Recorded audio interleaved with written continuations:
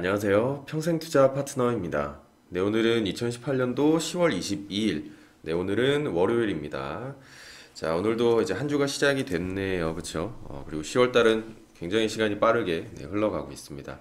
자, 10월 달도 마찬가지로 뭐 이번 연도처럼 뭐 그렇게 쉽지 않은 시장이죠. 그쵸? 쉽지 않은 시장이고 굉장히 좀 힘든 시간이 아닌가 생각을 하고 있습니다. 자, 제가 금요일 날 이게 방송을 다 열심히 다 해놓고 업로드를 안 했더라고요. 그러니까 방송을 하고 이제 업로드를 하는데 갑자기 일이 생겨서 딱 지나고 보니까 업로드를 안 했더라고요. 그래서 오늘 조금 더 열심히 더 해가지고 오늘은 또 업로드를 바로바로 좀 할 수 있게 하도록 하겠습니다. 자, 오늘도 오전 시황 한번 좀 가볍게 보고 넘어가도록 하겠습니다. 자, 리스크 관리라는 주제 한번 좀 보도록 할게요. 자, 지난주 우리 증시는 중국 증시와 함께 반등을 보였습니다. 장 초반 갭으로 이제 하락하기 시작을 하였으나 오후에는 갭을 메우고 상승으로 마무리했습니다. 거래량까지 증가했죠. 그렇죠? 그리고 시장의 바닥론은 좀 또다시 좀 등장을 했습니다. 하지만 수급은 좀 불안정하였다라는 겁니다. 왜냐면 외국인은 매도를 유지했고 기관은 매수를 유지했다라는 거거든요. 근데 시장이 여태까지 어떤 통계를 보면은 기관의 매수가 꾸준히 지속될지는 알 수 없기 때문이거든요. 보통 방향은 외국인이 많이 잡고 있는 편이잖아요. 그래서 아직은 그렇게 좀 안심할 수 있는 것은 아닌 것 같다라고 이제 보여지고요. 요거는 다들 아시겠지만 코스피 일간 차트고요. 그러니까 시장의 방향은 무엇이 결정할까 보면 수급일까 환율일까 아니면 정치적 요소일까 뭐 여러 요인들이 있겠지만 크게 보면 한 나라의 어떤 GDP이고 개별로는 각 기업의 실적이 아닐까 한번 좀 고민을 한번 해봅니다. 그래서 시장에서는 지금 현재 미국의 3분기는 GDP, 이 3분기 GDP가 2분기에 비해 좀 줄어들 것으로 예상을 하고 기업들의 예상 4분기 실적과 내년 실적을 점차 좀 하향하는 것을 좀 예상하는 좀 분위기다라고 보여집니다.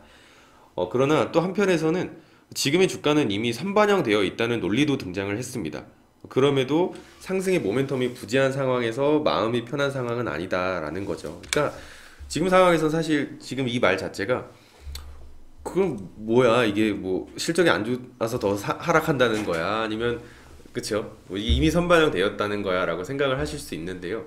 근데 원래 주식이 참 그런 것 같아요. 그쵸 원래 주식이 그런 것 같고 이 제12버머 어록을 할 때도 이제 한번 말씀드렸듯이 지금 당장 알 필요는 없다라는 것입니다. 항상 지금 당장 알려고 하다가 시간이 지나서 대응을 못해서 그렇죠 손해를 입는 것보다 지금 당장은 알 필요 없다라는 거고 그냥 추측을 한번 해볼 뿐이다 시나리오를 써볼 뿐이다 정도 되겠죠.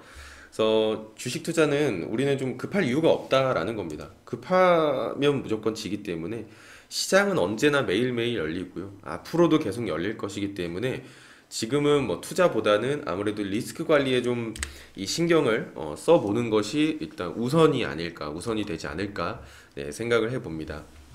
자, 오전 시황은 가볍게 여기서 이제 마치도록 하고요.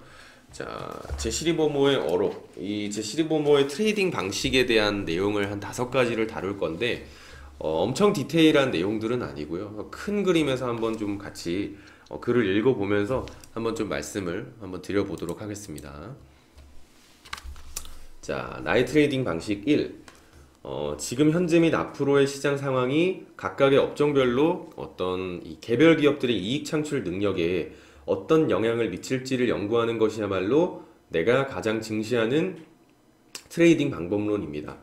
무엇보다도 앞으로 어떤 일이 벌어질 것인가를 예측해야 합니다.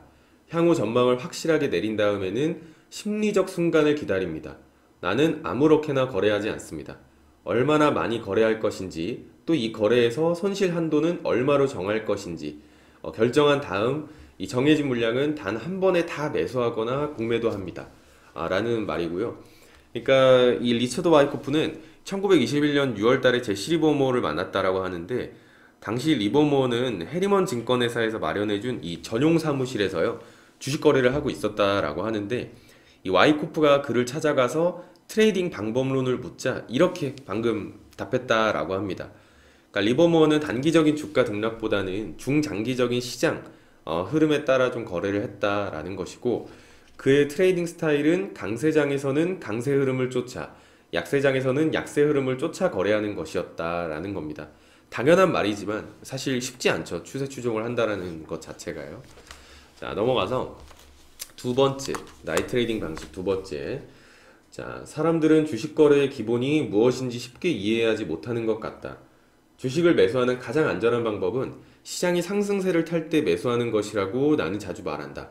그러니까 핵심은 가능한 싸게 매수하려 한다거나 높은 주가에 공매도를 하려 하는 게 아니라 정확한 타이밍에 매수하고 매도하는 게 중요하다라는 것이다. 시장이 하락할 것이라는 시각을 갖고 주식을 공매도할 경우에 반드시 매도 주문을 낼 때마다 주가가 이전의 체결가보다 낮아야 한다라는 겁니다. 반대로 매수할 경우에는 매수 단가가 반드시 추가 매수할 때는 계속 높아져야 한다라는 것. 나는 매수 단가를 낮춰가면서 매수하지 않으며 매수 단가를 높이면서 매수한다. 나는 결코 주식을 너무 싸게도 너무 쉽게도 매수하려 하지 않는다. 이거는 제시 리버머가 제시하는 아주 기본적인 거래 이론인데요. 제시 리버머의 책을 읽으셨던 분들은 제시 리버머가 무엇을 강조하는지 느끼실 거라고 생각을 해요. 이 제시 리버머는 피라미딩 이 기법을 굉장히 강조를 했죠. 피라미딩 기법은 이 베팅하는 비율을 의미하는 것이겠죠. 그러니까 주가가 떨어질 때 이렇게 계속 사는 어떤 물타기의 개념이 아니고 있는 추세 와중에서 만약에 뭐 이렇게 주가가 이렇게 상승한다고 하면 정고점을 뚫을 때 매수, 그 다음에 이렇게 조정받을 때 사는 게 아니고 다시 한 번 더 정고점을 뚫으면서 갈 때 매수, 조정받을 때가 아니고 다시 정고점을 뚫을 때 이 평단가를 높여가면서 추가 매수를 하는 거다. 그러니까 말 그대로 이 추세 추종을 한다라고 이제 보면 되거든요. 그러니까 이 무조건 싸게 사서 비싸게 팔겠다는 자세는 금물이다라는 것. 그러니까 오히려 절대로 주식을 싸게 사지 말고 비싸게도 팔려 하지 말라는 말입니다. 주식을 매매하기 위해서는 반드시 상대방이 있어야 한다라는 것.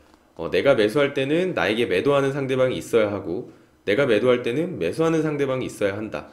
주식 거래는 상대방이 있어야 성립한다는 사실을 명심해야 한다라는 거고요. 그러니까 이 말 자체는 누구나 살려고 하고 누구나 팔려고 할 때 하지 말라라는 겁니다. 누구나 할 수 있는 거라면 그쵸? 굳이 주식시장이 어려운 이유가 없겠죠. 그래서 넘어가서 좀 보면은 또 나이 트레이딩 방식 세 번째 한번 좀 같이 보도록 하겠습니다. 자, 주가가 상승할 때 주식을 매수하면서 기꺼이 최고의 가격을 지불하고 주식을 공매도할 때는 낮은 주가에서 팔아야 한다. 그렇지 않으면 아예 매매하지 않는다. 내가 이렇게 말하면 믿지 못하겠다는 표정을 짓는 노련한 트레이더들이 얼마나 많은지 정말 놀라울 지경이다. 어느 트레이더든 항상 자신의 투기적인 입장을 고수한다면, 즉 최소 저항선이 스스로 모습을 드러낼 때까지 기다리면서 주가 테이프가 올라간다라고 얘기할 때만 매수하고 내려간다고 얘기할 때만 매도한다면 주식시장에서 돈을 벌기란 그리 어려운 일은 아닐 것이다. 매수 물량은 주가가 올라갈 때 늘려가야 한다라는 것이고요. 피라미딩으로요. 자, 우선 전체 매수 물량의 5분의 1을 매수하고 만일 여기서 수익이 나지 않는다면 보유 주식을 늘려서는 절대 안 된다. 왜냐하면 잘못된 길로 들어선 게 틀림없기 때문이다 라고 말을 하거든요. 그러니까 일시적으로는 틀렸을 수도 있지만 어떤 경우든 틀렸을 때는 한 푼의 이익도 얻지 못한다라는 것이고요. 그러니까 올라간다라고 말했던 그 어떤 신호, 주가 테이프가 이제 와서 사실 그때는 사실 아니었어, 아직은 아니야 라고 말한다고 해서 시장이 거짓말한 것은 아니게 되겠죠. 그러니까 한 번에 물량을 많이 넣거나 뭐 몰빵을 하게 되면은 굉장히 배신감을 느낄 수 있는 상황이 주식시장에서 많잖아요. 그래서 이 피라미딩을 한번 좀 실제로 적용을 해보시면 굉장히 도움이 많이 됩니다. 굉장히 좋은 이 베팅 기법이고 한번 보시면 좋을 것 같고요. 자, 그리고 프로도 박사는 이길 확률은 낮지만 배수가 높은 판보다는 배수가 낮아도 확실히 돈을 딸 수 있는 판을 좋아합니다. 주식시장도 마찬가지죠. 적은 금액이라도 확실하게 벌 수 있는 어떤 자신만의 트레이딩 방식을 좀 고수해 나갈 수 있다면은 충분히 인류 트레이더가 될 수 있다 라고 이제 제시 리버모어는 말을 합니다. 자, 넘어가서 네 번째, 자, 내가 트레이딩하는 방식을 따라하려면 우선 특정 주식과 관련된 상황을 파악해야 한다. 그 다음으로는 시장에 진입해도 괜찮은 주가가 어느 이 수준인지 결정하는 게 중요하다. 메모장에 기록해둔 주가를 분석하고 지난 몇 주간의 흐름을 꼼꼼히 따져보라. 자신이 선택한 종목이 앞서 결정해 두었던 지점, 즉 본격적인 움직임이 시작되리라고 예상했던 가격에 도달했을 때가 바로 처음으로 매매를 감행해야 할 시점이다. 첫 매매를 실행할 때는 반드시 자신이 감수하고자 하는 리스크를 명확히 해두어야 한다. 즉, 계산이 잘못되었을 경우에는 기꺼이 손실을 받아들일 수 있는 금액을 정해두라는 말이 있거든요. 그러니까 한두 번 이런 식으로 매매했다가 손해를 볼 수도 있다라는 겁니다. 하지만 꾸준히 이렇게 해 나아가면 분기점에 도달했을 때마다 빠지지 않고 시장에 재진입 하게 되면은 진짜 본격적인 움직임이 시작되는 순간을 붙잡을 수밖에 없는 것이거든요. 그러니까 도저히 그 시점을 진짜 놓칠래야 놓칠 수가 없다라는 겁니다. 이 말은 진짜 공감이 많이 되고, 그러니까 그러나 무슨 일이 있어도 타이밍은 신중하게 잡아야 한다라는 것. 그러니까 조바심을 냈다가는 비싼 대가를 치러야 한다라는 것이겠죠. 그러니까 이 도저히 그 시점을 놓칠래야 놓칠 수 없다라는 말은 이런 거예요. 그러니까 자신만의 원칙이 있겠죠. 그러니까 자신만의 원칙이 있고 원칙을 하다 보면 내 마음하고는 다르게 시장이 올라갔다 빠지고 하면서 손절이 조금 나올 수 있습니다. 근데 똑같은 이 상승 신호가 이쪽에서 이렇게 쭉쭉 나왔는데 이때는 다 페이크였고, 만약에 똑같은 신호가 나와서 이때는 그래 내 원칙이니까 일단 들어가 보자 라고 했을 때 이 추세가 이쪽에선 실패했을 지언정 이쪽에서는 한 번 크게 나올 수도 있다라는 거거든요. 그러니까 원칙을 그만큼 지키는 것이 얼마나 중요한지. 보통 왜 이 개인 투자자분들을 이 원칙을 지키기 어렵냐면은 한 원칙을 일단 정해 봅니다. 정해 보고 주가가 이렇게 왔다 갔다 하면서 이제 강하게 올라가는 경우에 이때 다 똑같은 신호가 나온다라고 가정을 했을 때, 이때 만약에 들어갔는데 주가가 조금 오르다가 빠져서 손절을 한다. 그러면 일단은 이 원칙에 대한 어떤 희망, 자신감, 어떤 믿음이 한번 깨져버립니다. 그러다가 그래 한 번만 더 해보자라고 했을 때 딱 했는데 이때도 올라다가 팍 빠져가지고 손해를 봤다. 아니면 바로 빠진다든가요. 그러면 이 원칙에 대해서는 이제 아예 믿음 자체가 사라져 버리는 거거든요. 그렇게 되면 다른 원칙을 가져와서 이제 진행을 하게 되겠죠. 보통 반대되는, 내가 그래 이렇게 오를 때 사니까 좀 아닌 것 같아. 그럼 그냥 떨어질 때 사야지라고 했을 때 떨어질 때 막 사는데 주가가 더 빠져버리는 이런 이 엇박자가 나는 경우가 굉장히 많잖아요. 실제로 투자를 하다 보면은. 그러니까 통계적으로 어느 정도 괜찮다라고 이제 좀 확신이 드는 방식은 그냥 밀고 나가야 됩니다.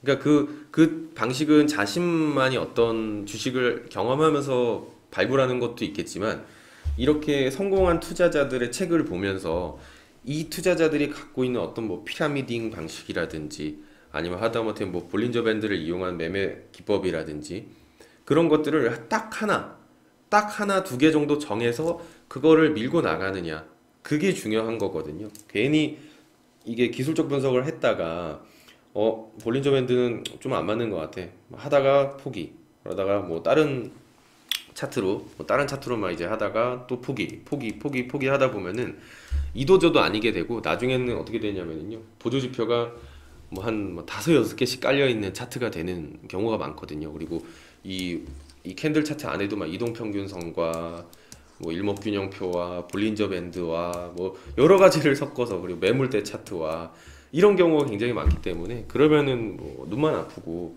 이게 제대로 안 되는 경우가 많거든요. 그래서 진짜 이 방식을 계속 똑같이 반복하다 보면 손해를 보더라도요. 어차피 손해를 봐도 뭐 심하게 보는 게 아니거든요. 원칙을 지키면 그냥 계좌에 작은 손실 정도, 물론 속상하지만 그런 거를 이겨내야지만 큰 시장을 분명히 만난다라는 거고, 그때 됐을 때 내가 언제 손해봤지? 라고 생각할 정도로 다 만회가 되거든요. 그래서 그런 점을 좀 이제 같이 좀 알고 넘어가시면 좋을 것 같고, 자, 또 이제 다섯 번째 한번 또 보면은 내 트레이딩 방식을 알게 되면 많은 사람들이 놀랄지 모르겠다. 내가 정리한 기록에 의하면 주식시장이 상승 추세를 이어가고 있으며 어떤 주식이 정상적인 조정을 거친 다음 신고가를 경신하면 곧바로 매수한다. 공매도 역시 이와 똑같은 방식을 따른다. 그 이유는 무엇인가? 나는 그 시점의 추세를 따르기 때문이다. 내가 정리한 기록이 나에게 앞으로 나가라는 신호를 보내오는 것이다. 나는 절대로 주가가 조정을 보일 때 매수하지 않고 랠리를 이어갈 때 공매도하지 않는다. 또 한 가지 핵심 사항이 있다. 처음 거래에서 손실이 났는데 재차 똑같은 거래를 한다면 그건 너무나 무모한 짓이라는 점이다. 절대로 물타기를 해서는 안 된다. 이 점은 반드시 명심해서 지워지지 않게 새겨두어야 한다라는 거거든요. 그러니까 현명한 투자자는 시장이 자신에게 유리하게 흘러갈 때 투자 규모를 좀 계속 늘려 이익을 또 키우지만 시장이 자신에게 불리하게 움직일 때는 처음에 손실이 더 커지지 않도록 절대 투자 규모를 더 늘리지 않습니다. 만일 어떤 주식을 매수했는데 주가가 올라가면 기다려야 한다.